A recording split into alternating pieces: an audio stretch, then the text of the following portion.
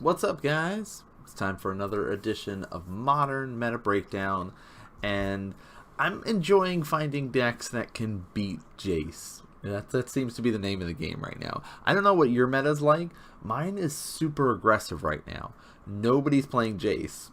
No, like everyone's just like, hey, if we're quicker and faster and just in people's faces, nobody will play Jace and it'll be fine. Everything will be fine. It's all good. Nothing to worry about. And so like the last couple weeks have just been pure aggro and pure, like in your face style of decks. So I decided to do another deck that can go super ham and could kill you on turn 2 if everything lines up nicely. It's a deck that had fallen off basically as Dredge does better and more people are sideboarding more hate for Dredge. This deck does worse. But it's like, it's a glass cannon style of deck, right? It's super powerful, but it can break easily. So you've got to be careful. But what's nice is that when you're playing with a particular deck that is a combo style of deck, most of the time when people board in Disruption, like hand Disruption to deal with you, your deck gets worse. But this deck actually gets better when you disrupt them. You try to get rid of their creatures and stuff like that. So we're going to be talking about Grishoalbrand, the best version of this. There were some people that were trying out splashing blue to run Jace Vryn's Prodigy and do things like that, but having World Spine Wurn in this list is kind of MVP to help you with some life gain. So we're going to go over, talk about the list, talk about kind of the ins and outs, maybe some sideboard stuff, when you might want to bring in specific cards, and maybe ways to help beat the deck, that sort of thing. If this is your first time tuning in to watch Modern Meta Breakdown, thanks for tuning in, guys. If you like the stuff, make sure you follow, subscribe, all that kind of good stuff. So let's jump into it, shall we? Bam, bam. All right.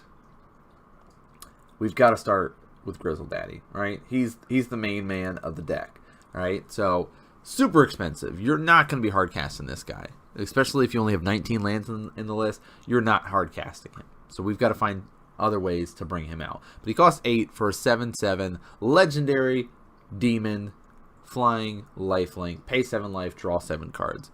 So we've got to find a way to get him out, give him haste, deal damage to you so I can draw some life, or draw cards, gain life, all that sort of shenanigans with that. So that's going to be the name of the game. Get out Grishoalbrand, attack you, draw a bunch of cards. Once we draw a bunch of cards, we've got to find something else to do, right? So the other things that we can do creature-wise, like the big payout creatures for this deck, we've also got our World Spine Wurn. It's a 15/15 with trample. So if that's going to hit you, you're going to be hurting, right? And when this guy dies, you get to put 3 5/5 worms out, okay? And they also have trample. Now, if World Spine Wurn is put into your graveyard from anywhere, you shuffle it back into your library. So that's awesome, right? You get that bonus. Hey, here's a bunch of creatures. Here's 15 damage if I get to do that. And then the next like major creature in here, if I'm not just going to go on these beatdown plans and I'm going to kill you another way, Borborygmos Enraged. The enraged part is very, very important. I remember watching a Star City event where it was near the end of the tournament and a player happened to have played a Pithing Needle and was like, perfect, I'm going to shut down your deck. This will be great. Pithing Needle, naming Borborygmos. And the guy's like, Borborygmos. Got it. Guess what? This is a Return to Ravnica base cards from Gatecrash. So that block was a return, right? We went back, so we were there the first time. So there is already a card named Borborygmos. So you need to make sure if you're going to do the Pithing Needle, you have to name Borborygmos Enraged, or you will just be sad. So this is a 7/6 with trample. Whenever he deals combat damage to a player, you can reveal the top 3 cards of your library, put all land cards into your hand, the rest go into your graveyard. You can discard a land and deal 3 damage to target creature or player. So this is a great combination with your Grishoalbrand. You basically say, okay, I will sneak out my Grishoalbrand somehow, deal 7 damage to you, draw 7 cards, draw 7 cards. Cool, I've drawn 14 cards. I'm sure I've found a way to sneak this guy into play now. Then, whatever, all these lands that I've drawn, I'm just going to shoot them at your face. Here's a lightning bolt, here's a lightning bolt, here's a lightning bolt. You're dead? Cool. Alright, so that's one of the ways that the deck can win. But how do we get these creatures into play? Alright, let's talk about that. But Simian Spirit Guide is kind of our missing link to this creature base. So here we go. Sneak him out here. Okay, so here's the sneak outs, right? There's 2 arcane spells. So we do have that splice into arcane available to us. Goryo's Vengeance is our graveyard base, sneak something into play. Through the Breach, if it's stuck in our hand, we haven't been able to get into our graveyard, we're going to be able to sneak it out that way. The splice is actually relevant, okay, because there are ways to have arcane spells be able to help us out. We'll talk about that in a little bit. But Goryo's Vengeance costs 2, right? So 1 and a black, return target legendary creature. You notice that every one of the ones that matter that we're talking about here, right, are legendary. Here, I'll even... Worldspine Wyrm, only one not legendary. But Grishoalbrand, Borborygmos, those are the guys that matter, right? These are the ones that are going to be killing you most of the time. So get a legendary creature card from your graveyard, put it into play. That creature has haste, and you get to remove it from the game at the end of the turn. So you will end up losing these guys. It's basically a one-time deal. You could splice it into Arcane, though, which you can pay 3 instead of the 2. As you play another arcane spell, you get to reveal this card from your hand and pay its splice cost. If you do, add this card's effect to that spell, right? So, for example, right, if I'm sitting here and doing like my Nourishing Shoal action, right? If I'm saying I'm going to remove a green card with a converted mana cost X from my hand rather than paying this cost, which Worldspine Wyrm, if you guys were not familiar, is going to be the one you're going to remove. You're going to gain all this life. You'll gain 11 life. Say, here, my Nourishing Shoal. I'm going to cast it for free, but I happen to have this 3 mana just sitting here that I'm going to splice this Goryo's Vengeance onto this Nourishing Shoal. So not only will I be able to reveal this green card, remove it, so I can gain that life, I'm also going to return a creature from my graveyard because the text is basically being added on to it. After that, you gain X life. It should say, return target legendary creature from your graveyard to play. That creature gains haste. Remove it from the game at the end of the turn, right? Boom, added on. That's what the whole splice thing does. A little cool mechanic that came out in the Kamigawa block, that sort of thing. So, Through the Breach is our other sneak out card. Put target creature card from your hand into play. That creature gains haste. Sack at the end of your turn. You can splice that for 4. Okay, so it's, you know, instead of having to pay 5 mana for Through the Breach, you can splice it for 4 mana and be able to cast it a little earlier. If things like crazy out and you have all this extra mana, because not only do we have ways to gain life with Nourishing Shoal, because the Grishoalbrand, you can draw your whole deck, right? If you're having the Nourishing Shoal, you're having the Worldspine Wyrm, you've got the life link, you're paying the 7 life, and you're just like, okay, draw 7 cards, draw 7 cards. Oh man, I've paid 14 life now. Oh, but hey, with these 14 cards I've drawn, I've got a Nourishing Shoal, so I'll gain 11. That's nice. So I'll draw 7 more cards, right? And you just sit there and build up that way. But you have ways to generate mana, and that's Manamorphose here. Add 2 of any color, you draw a card. Sweet. We've also got our Desperate Ritual. That's an arcane spell, by the way. So you can splice that. Add 3 red to your mana pool. Great. Works really well with my Through the Breach action. Okay, so awesome. Those are our kind of accelerators. That's the way to kind of cheat stuff into play. How are we going to put stuff into the graveyard? How's that going to happen? So there's kind of 3 main things that we can use. Cathartic Union is the really big one. For those that are familiar with Dredge, you'll know this card. Additional cost to cast it. You have to discard 2 cards, draw 3 cards. Sweet. Faithless Looting is the other one. 1 red, draw 2, discard 2. Again, that should be something you guys are familiar with.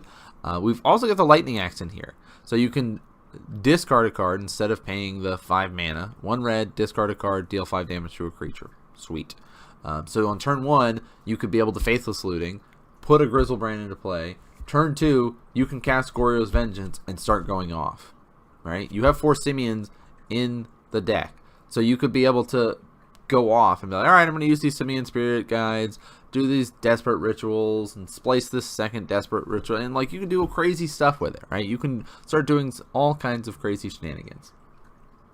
So that's the whole objective. Get cards in the graveyards. We've also got ways to draw spells, creatures, whatever we need with Night's Whisper, right? Draw 2 cards, lose 2 life. If we're running low on gas, things haven't worked out, you've been disrupting our pieces, maybe you have some graveyard hate available, and we have to do things the old-fashioned way of through the breach instead of bring it back from our graveyard, Night's Whisper is a help setup card, right? That lets me draw 2 cards, lose 2 life. So that's kind of the name of the game. I'm going to draw a bunch of cards, I'll put stuff in my graveyard or sneak stuff into play from my hand with Through the Breach and be able to beat you down with these giant creatures that normally you can't deal with, right? When you think, a lot of times in Modern, you're thinking the biggest guys around are usually Eldrazi. But these creatures just laugh at your Eldrazi, right? They're saying, oh, you're 4/4, you're 5/5, that's cute. Nice Reality Smasher. Here's a 15/15 worm, right? Ugh, no thank you. So we've got that Noxious Revivals in here as a one of. You'll see that in the Storm-based list that run around. But you can pay the Phyrexian 1 green for it. Put target card from your graveyard on top of its owner's library, right? Well, I guess from a graveyard. Doesn't. I don't know why you would give your opponent a spell, but hey, you could. So that's running around in there. Land base, I do want to talk about quickly. You see the basics in here: 3 Mountain, 5 Swamp, 3 Blood Crypt, and 4 Bloodstained Mire. Temple of Malice. Pretty much the only time that you see Temple of Malice in Modern is with this list. If you do not see like the Temple of Malice into something else, then you're going to be out of luck, right? You're going to be like, what? He's playing Temple of Malice? What's going to happen? Well, they're going to scry something that they don't want to the bottom or to the top, and the next turn they're going to probably do like a Cathartic Reunion and be ready to go, right? And start doing crazy stuff. So that's kind of the name of the game. Temple of Malice equals Grishoalbrand deck. This whole Grishoalbrand style of play. Sideboard stuff is kind of all over the place of things that you can go for. Like you can go super hateful with the Chalice of the Void, right? You can do Pact of Negation, be all about the counter stuff. Surgical Extraction. Collective Brutality is kind of that utility card, put stuff in the graveyard. I have so many options available to me. Then you've got like, I don't want my stuff countered, right? I can pay 2 life, add 1 mana to my mana pool. I can cast an instant or sorcery that can't be countered. So that's like, I want my Through the Breach, my Gora's Vengeance to go off. This lets me do it through your counter spells. Sorry. Bantu's Last Reckoning, basically against those aggro decks, hey, keep me alive. You don't mind having your lands tapped a little bit because you don't play that many lands. Taking a turn off, not that big a deal. You just kill them next turn, right? Emrakul, they're basically have the Through the Breach. Why not play Emrakul, right? I've got a big dumb dude. Here's an even bigger dumb dude. It's got haste, Annihilator 6, 15 damage, flying, die, right? Good stuff. Rakdos Charm's in here, again, utility card. Exile cards from a player's graveyard, deal damage for each creature they control, destroy an artifact, you know, utility stuff. Same thing for this. You get to get rid of graveyard stuff, draw a card. So it's a super powerful deck. It can win on turn 2, like I said. Sometimes the games are dragged out. Sometimes it doesn't do as well. Sometimes it has to take 4 or 5 turns before it's able to go off. So you have to be aware of it because it's a fragile deck, but it's super explosive and super powerful. Really, if you want to hate this deck out, if you're running Graveyard Hate, it really, really hurts the deck, and they have to rely on getting up to that 4 or 5 mana to be able to cast Through the Breach.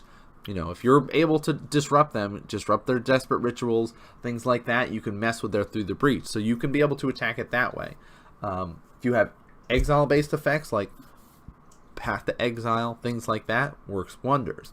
Now, if you're running around saying, "Oh, look at my sweet little Fatal Push and stuff," not gonna work. Okay, so really, really powerful deck. I hope that you guys test it out. Let me know what you guys think about it, and let me know what decks that you guys are playing right now in Modern. Are you running around with Jace, or are you trying to kind of attack them super quick and super aggressive?